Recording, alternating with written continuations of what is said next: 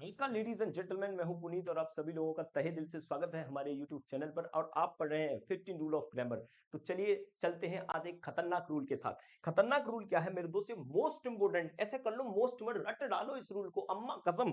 एक एक वर्ड आपका दिल में क्लियर होना चाहिए। देखो अब ये है क्या, सबसे पहले आपको मैं समझाऊंगा ईच, एवरी, ठीक है ना, आइदर, नाइदर,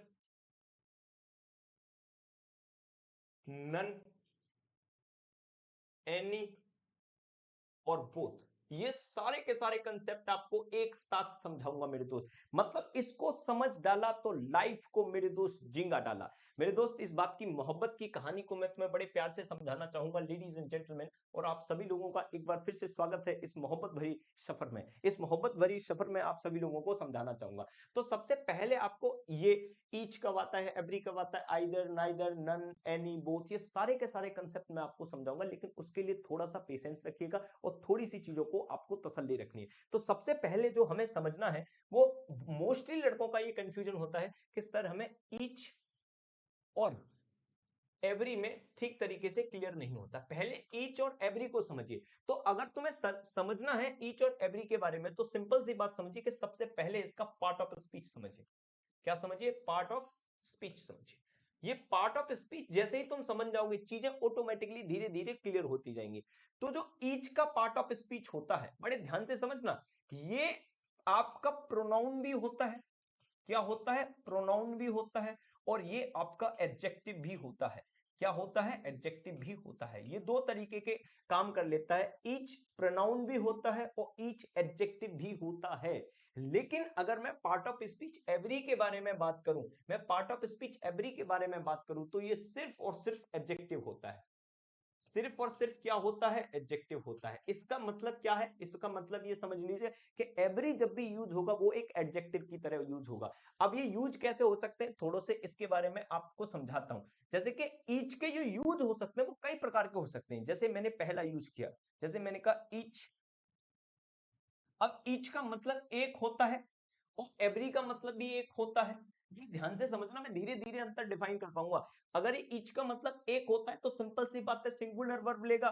ईच के साथ हमेशा सबसे पहली बात है तो सिंगुलर वर्ब ही आती है। Each has done. अगर, अच्छा मैं दोनों तरीके से लिख देता हूं, आपको समझ में आ जाएगा।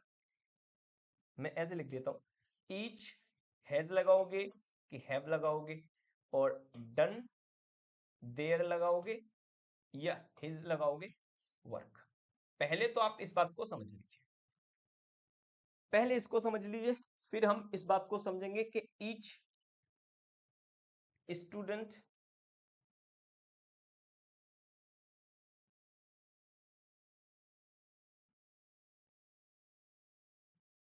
स्टूडेंट्स, अब यहां पे हैज या हैव डन, अब हिज या देयर वर्क। अब इस कंसेप्ट को पहले आपको समझना है, ठीक है भाई। दूसरा होता है third, each of the students has या हैव डन देयर वर्क। देखो ईच का हम तीन तीन एस्पेक्ट से यूज कर सकते हैं। अब वो आपको समझना है कि कैसे कैसे हम इसका यूज कर सकते हैं। तो जैसे आपने यहां पर ईच देखा, तो ईच के बाद आई वर्ब। बड़े आराम से समझना इस बात को, ईच के बाद वर्ब आई तो 100% ईच सब्जेक्ट का काम करेगा। और सब्जेक्ट कौन बन सकता है? या तो नाउन बन सकता है मेरे दोस्त, या प्रोनाउन बन सकता है। तो यहां पर जो ईच है वो किसका काम कर रहा है? एक प्रोनाउन का काम कर रहा है। अब ये सिंगुलर होने के नाते यहां पर क्या लेगा? हिज लेगा, सॉरी हैज लेगा। हैज के बाद अगर पजेसिव केस लेगा तो सिंगुलर ही लेगा, यानी कि हिज लेगा। इस तरह से कंसेप्ट बनता है। ईच का एक और यूज देखोगे तो ईच का मतलब एक होता है, तो इसके बाद अगर कोई नाउन आएगा तो दो तरीके के नाउन आ सकते हैं, स्टूडेंट या स्टूडेंट। बिल्कुल स्टूडेंट हो ही नहीं सकता, क्या ईच का मतलब ही एक होता है तो स्टूडेंट होगा। अब यहाँ पर स्टूडेंट एक नाउन है, नाउन से पहले मेरे दोस्त एडजेक्टिव का यूज होता है, तो ये यहाँ पर एडजेक्टिव है, और एडजेक्टिव होने के नाते है तो एक ही ना, तो यहाँ पर हैज आएगा, और इसके साथ कौन सी चीज आएगी, हिज ही आएगा, क्योंकि होता ही ये सिंगुलर है। एक और समझते हैं, ईच ऑफ द स्टूडेंट, तो मैं आपको बताना चाहता हूं ऑफ के बाद जो भी कुछ आएगा वो नाउन आएगा, ठीक है। और नाउन ऑब्जेक्टिव केस में चला जाता है, नाउन किस केस में चला जाता है, ऑब्जेक्टिव केस में चला जाता है। तो ऑफ जब भी लगाते हैं वो सिलेक्शन के लिए लगाते हैं, किसके लिए लगाते हैं, सिलेक्शन, यानी कि चुनाव करने के लिए लगाते हैं। तो किसी एक को चुनना है तो एक में से तो चुनेंगे नहीं, बात को समझना, किसी एक को चुनना है तो एक में से चुनेंगे नहीं, बहुत सारों में से एक को चुनेंगे, यानी कि एक की वजह से तो वर्ब आएगी हैज, वर्ब क्या आएगी मेरे दोस्त, हैज आएगी, एक की वजह से क्या आएगा, हिज आएगा। लेकिन अगर ऑफ लगा दिया तो इसके बाद अगर नाउन आ रहा है तो वो कैसा आएगा, वो प्लूरल आएगा। तो ये होते हैं ईच के इतने सारे एस्पेक्ट, इतने सारे रूल, इन तरीकों से आप ईच को यूज कर सकते हो। लेकिन अगर मैं दूसरी बात कहूं कि एवरी, एवरी का क्या यूज होता है, तो एवरी एक एडजेक्टिव की तरह यूज हो सकता है। इसका मतलब ये है कि आप एवरी स्टूडेंट तो लिख सकते हो, जैसे मैंने कहा एवरी स्टूडेंट, मैंने कहा हैज कम, बड़े आराम से समझना दोस्तों, मैंने कहा एवरी स्टूडेंट हैज कम, यानी कि प्रत्येक स्टूडेंट आ चुका है, तो ये बिल्कुल ठीक है। लेकिन मैं कभी भी ये नहीं लिख सकता कि every of students, every of student, ये होता ही नहीं है, ये स्ट्रक्चर बन ही नहीं सकता, क्योंकि ऐसा होता ही नहीं ना। मैं ऐसा लिख सकता हूं एवरी हैज कम, ये दोनों के दोनों स्ट्रक्चर मेरे दोस्त बिल्कुल गलत हैं। तो सबसे पहली बात, ये गलत है, बिल्कुल ये गलत है। इसका कारण ये है कि एवरी का जो पार्ट ऑफ स्पीच होता है वो एडजेक्टिव है, और एडजेक्टिव के बाद आपको यहां पर क्या यूज करना पड़ेगा मेरे दोस्त, नाउन यूज करना पड़ेगा। तो ये सबसे सिंपल और सिंपल सा फंडा ये है मेरे दोस्त के ईच और एवरी का पार्ट ऑफ स्पीच क्या होता है। जब ये तुम पार्ट ऑफ स्पीच इसके बारे में जान जाते हो तो दो बातें और समझो ईच के बारे में। ईच के बारे में पहली बात आपको ये समझनी है, इसका इसका जो मतलब होता है वो इंडिविजुअल के लिए आता है, इंडिविजुअल, इंडिविजुअल के लिए आता है। लेकिन किंतु चिंतु परंतु एवरी ग्रुप के लिए यूज होता है। एवरी किसके लिए यूज होता है मेरे दोस्त, ग्रुप के लिए यूज होता है। अब हम ईच और एवरी के बारे में समझ लिया, अब हम चीजों को थोड़ा सा और आगे बढ़कर समझते हैं और अच्छे लेवल से इस बात को समझते हैं। अच्छे लेवल से कैसे समझते हैं कि अब मैं आपको समझाता हूं, जैसे कि ईच कहां यूज होता है, समझना आप सबसे, आइदर कहां यूज होता है, आइदर के साथ नाइदर कहां यूज होता है, ठीक है मेरे दोस्त।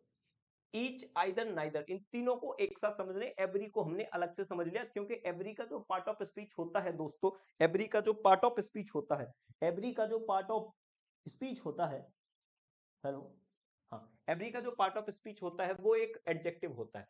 तो ईच का मतलब होता है मेरे दोस्त, बड़े आराम से समझना, वन, और इसका मतलब होता है आउट ऑफ, टू भी हो सकता है और मैनी भी हो सकता है।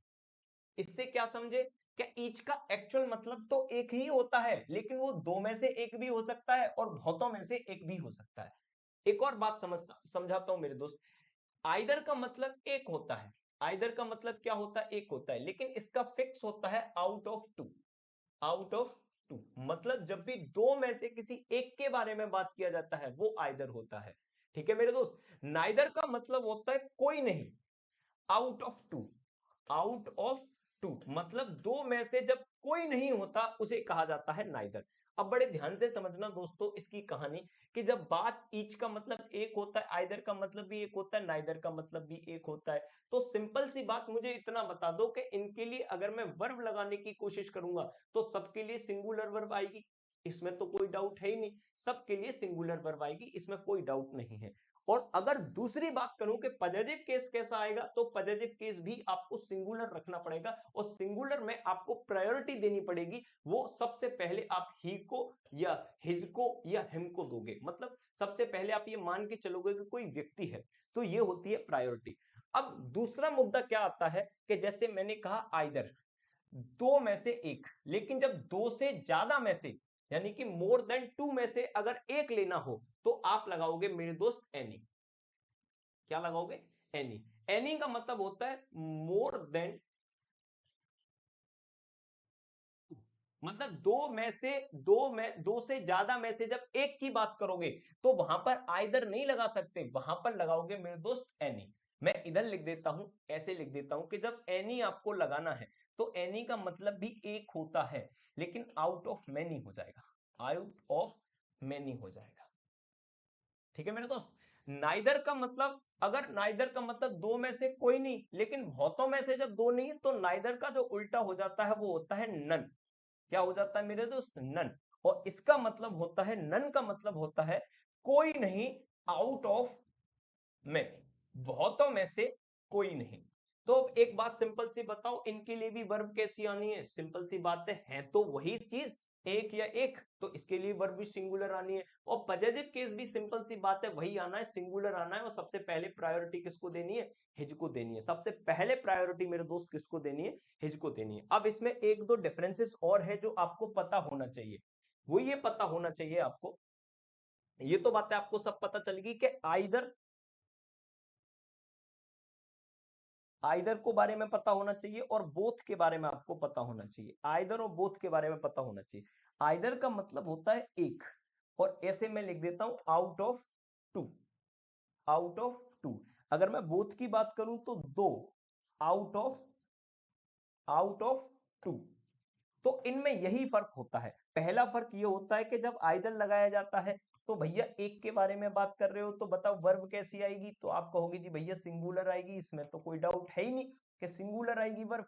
अगर मैं बोथ लगाऊंगा तो बोथ के बाद क्या आता है? दो, दो में से दो, इसका मतलब वर्ब तुरंत कैसी हो जाएगी मेरे दोस्त? प्लूरल हो जाएगी। और जैसे ही वर्ब प्लूरल होगी तो पॉजिटिव केस भी कैसा हो जाएगा मेरे दोस्त? प्लूरल हो जाएगा। पॉजिटिव केस भी कैसा हो जाएगा? प्लूरल हो जाएगा। बोथ के साथ एक सिंपल सी प्रॉब्लम मेरे दोस्त ये होती है कि बोथ के साथ नेगेटिव का यूज नहीं होता। किसका यूज नहीं होता? नेगेटिव एस्पेक्ट का यूज नहीं होता। बोथ के साथ मेरे दोस्त नेगेटिव एस्पेक्ट का यूज नहीं होता। तो चलिए, अगर आपने ये सारी की सारी छोटी की छोटी बातें जान रखी हैं, ये सारी की सारी छोटी की छोटी बातें जान रखी हैं, तो चलिए चलते हैं आज एक नए कंसेप्ट के थ्रू इनके क्वेश्चन करने के लिए।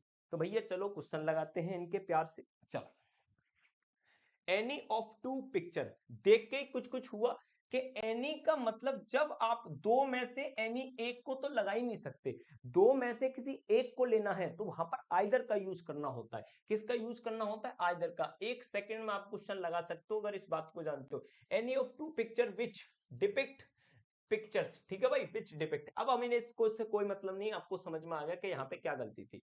अब इसको देखो, एवरी वुमन, ठीक है भाई, in this world fervently hopes that their children will be a normal and healthy। तो आपने कहा कि यहां पर जो सब्जेक्ट है वो एवरी वुमेन है। एवरी वुमेन होने के कारण अगर मैं यहां पर every women in the world, world की प्रत्येक वुमेन परमानेंटली यानी उत्साह पूर्वक ये आशा करती है कि उसके चिल्ड्रन, तो एवरी जब आ गया तो उसका पॉजिटिव केस देयर कभी नहीं हो सकता मेरे दोस्त, देयर हो ही नहीं सकता क्योंकि प्लूरल नहीं बन सकता, सिंगुलर बनेगा, एरर जाएगी इस पार्ट में। ठीक है मेरे दोस्त, इस पार्ट में। अब देखो, each must contribute according to their capacity. तो यहां पे जो सब्जेक्ट है इसका ईच है, और ईच के लिए जो पॉजिटिव केस जाना है वो मेरे दोस्त सिंगुलर जाएगा। ऐसा हो ही नहीं सकता कि प्लूरल चला जाए। तो यहां पे हिज लगाओगे और यहां पे हर लगा दोगे, ये बात आप अच्छी तरीके से जानते हो। अब देखो, each of four son, each किसके लिए आता है? भाई आपने कहा बिल्कुल ठीक है सर, ईच आता है, ईच आता है दो के लिए या दो से ज्यादा के लिए, ठीक है। ईच हैज फोर सन, इसके साथ हैज आया, इसमें कोई दिक्कत नहीं। कंप्लीट हिज टास्क, इसमें कोई डाउट नहीं है, इसमें कोई डाउट नहीं है। लेकिन जब मैं नीचे पढ़ता हूं कि नाइदर ऑफ फाइव ब्रदर्स, ये प्रॉब्लम है।